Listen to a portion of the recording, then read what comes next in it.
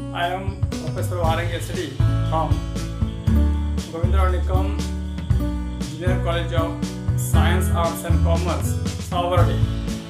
Today we are going to study from the chapter Oscillations, the laws of simple pendulum. As already we have shown that the motion of simple pendulum is linear simple harmonic motion, and we got the formula for periodic time T is equal to 2 pi square root of L by Z. With the help of this formula, we are going to study the laws of simple pendulum as a conclusions from this relation for periodic time. So from this formula, we have the four laws. The first law is related with the variation of periodic time with respect to length of the simple pendulum L. The periodic time T is directly proportional to square root of L. That is, periodic time of simple pendulum is directly proportional to length of simple pendulum when the acceleration due to gravity g is a constant, or for given value of the acceleration due to gravity. That is the first law of the simple pendulum. Second law can be studied, that is, the periodic time of simple pendulum T is inversely proportional to square root of g when length L of the simple pendulum is kept constant. That is the second law of the simple pendulum, in which the value of length of the simple pendulum is kept constant. Third law can be defined as the periodic time of simple pendulum is independent of the mass of the simple pendulum. That is, period of simple pendulum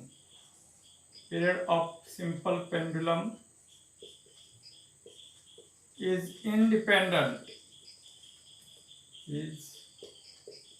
independent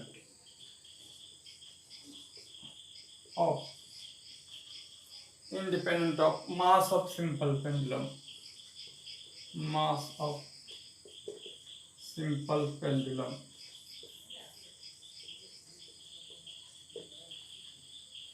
The fourth law can be formulated as the periodic time of simple pendulum is independent of the amplitude of simple pendulum. That is, period of simple pendulum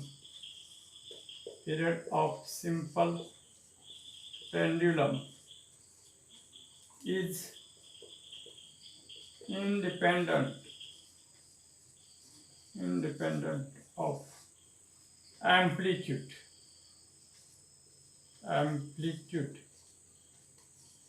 of simple pendulum.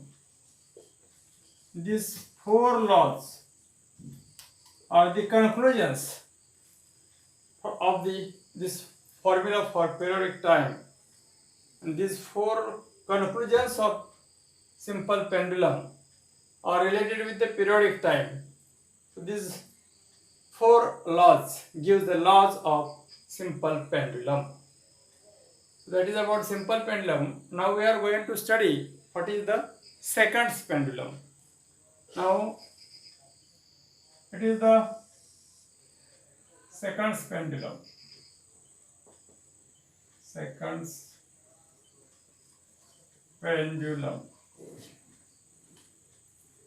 It is the simple pendulum having the periodic time 2 seconds, that is called as the seconds pendulum.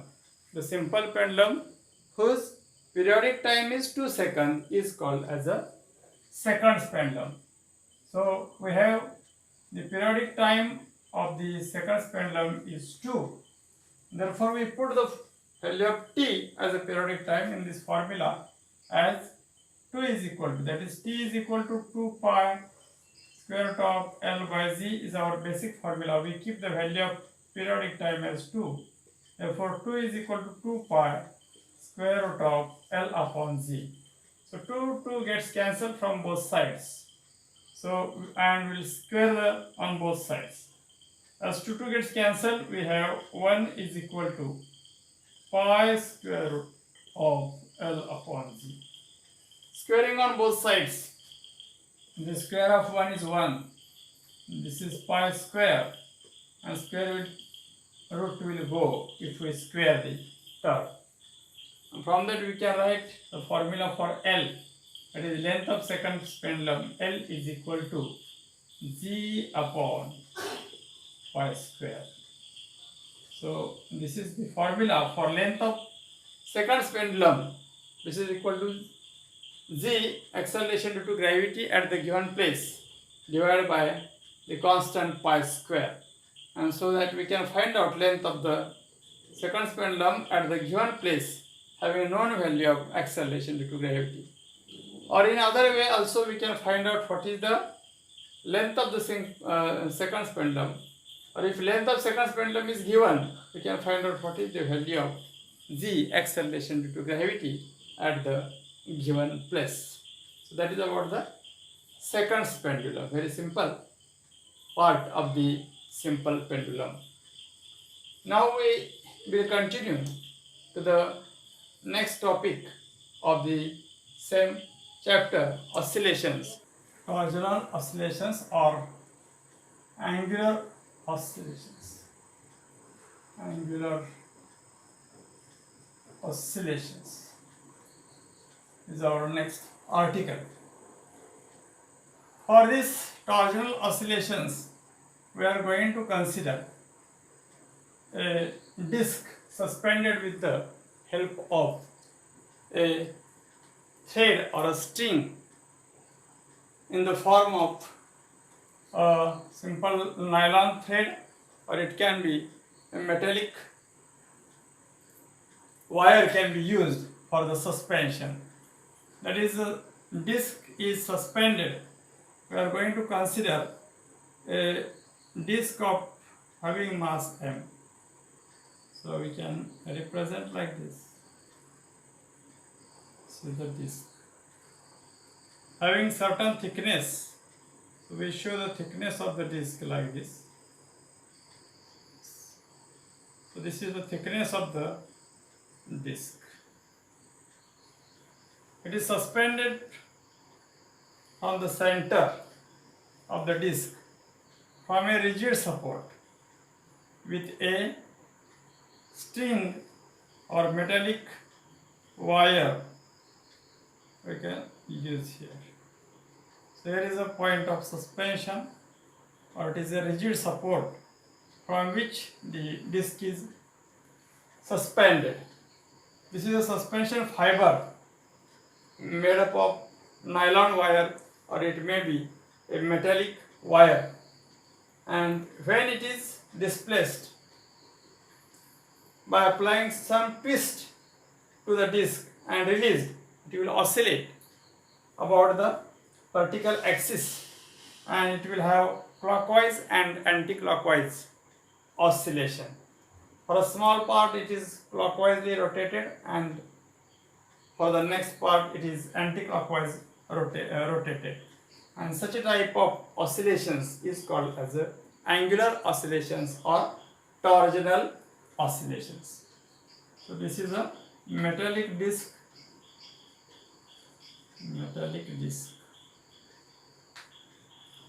and it is a suspension fiber, maybe a nylon wire, or it may be a metallic wire. So it gets twisted due to the oscillation, and the restoring force acts on the disc because of the elastic properties of the nylon wire or metallic wire. Here we are going to find out the relation. Because of this rotational motion of the disc, there is a torque acting on the disc, and here torque acting on the disc we denote by this tau is directly proportional to the angular displacement theta. theta. Therefore, we remove the proportionality sign. Torque is equal to minus c into theta. That is the relation where c is a torque per unit angle of twist. That is the negative sign indicates that the torque and the angular displacement, they are oppositely directed to each other. The clockwise sense and anti-clockwise sense of oscillation of this disc gives the torsional oscillation or angular oscillation. Also we have the relation for the torque, as torque is equal to I, moment of inertia of the disc, into angular acceleration of the disc, where I is called as moment of inertia, where I is called moment of inertia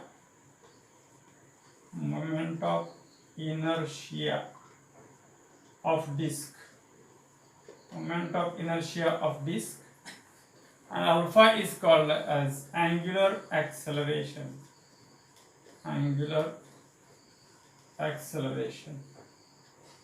So we have these two relations. Torque is equal to minus c theta and second torque is equal to I alpha. The LHS of the both equations is same. Therefore, RHS must be same. Therefore, from 1 and 2 we can write I alpha, that is RHS of formula number 2, is equal to minus c into theta. So I is moment of inertia, alpha is angular acceleration. Therefore, we can put the value of alpha, angular acceleration. Alpha is equal to d2 theta by dt square. Therefore, this formula becomes d2 theta, d square theta up by dt square into alpha, into I is equal to minus c into theta. Or same may be written as by transferring the term I d2 theta by dt square plus c theta is equal to 0. This is called as differential equation of torsional oscillation or angular oscillations. I d2 theta by dt square plus c theta is equal to 0. It is similar to m d2x by dt square plus kx is equal to 0. So angular displacement here in place of linear displacement x, and mass m is replaced by moment of inertia I, and the d2 theta by dt square gives the angular acceleration. So this gives the differential equation of angular oscillation. This gives differential equation of angular acceleration.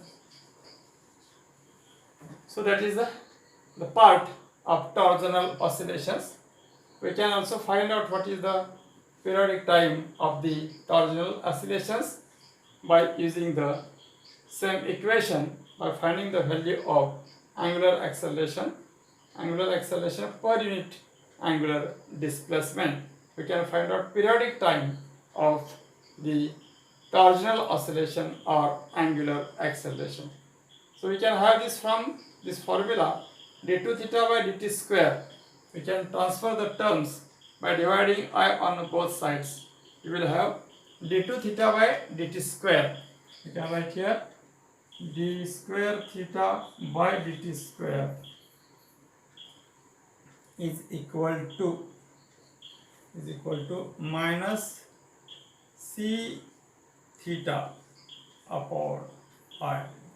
So angular acceleration d2 theta by dt square per unit angular displacement is equal to minus c upon I. We can transfer this theta here. Angular acceleration d square theta by dt square upon theta is equal to c upon I in magnitude. This is the angular acceleration per unit angular displacement. So we can have the formula for periodic time. T is equal to 2 pi upon omega. So T pi upon omega can be determined by using this formula.